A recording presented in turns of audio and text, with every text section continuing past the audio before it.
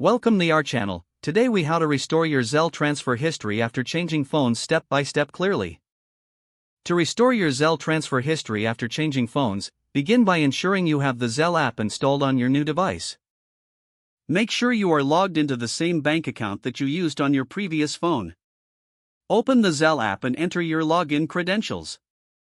If prompted, verify your identity through a text message or email associated with your account. Once logged in, navigate to the Settings section within the app. Look for options related to your transaction history or account settings.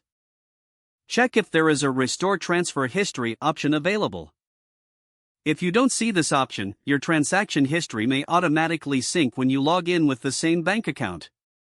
If your history hasn't appeared, you may need to check with your bank for any additional steps. Your bank can often assist in retrieving your transfer history linked to your Zelle account. Once you verify your history, ensure all recent transactions are correctly displayed. After verifying, you can start using Zelle on your new phone without worries.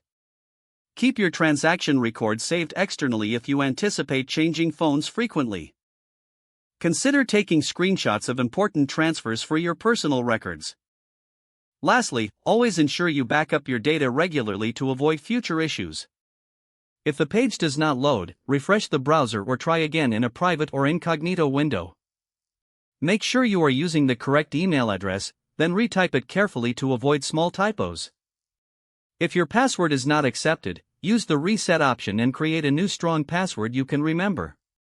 Check your spam folder for verification or security emails, then complete any requested confirmation steps. Enable two-factor authentication if available to improve account security and reduce unauthorized access risk. After signing in, review your profile details so your contact information and settings are accurate and current.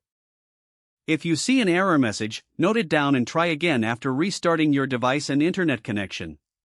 Log out when you finish, especially on shared devices, to keep your account and payment information secure. If the page does not load, refresh the browser or try again in a private or incognito window. Make sure you are using the correct email address, then retype it carefully to avoid small typos. If your password is not accepted, use the reset option and create a new strong password you can remember.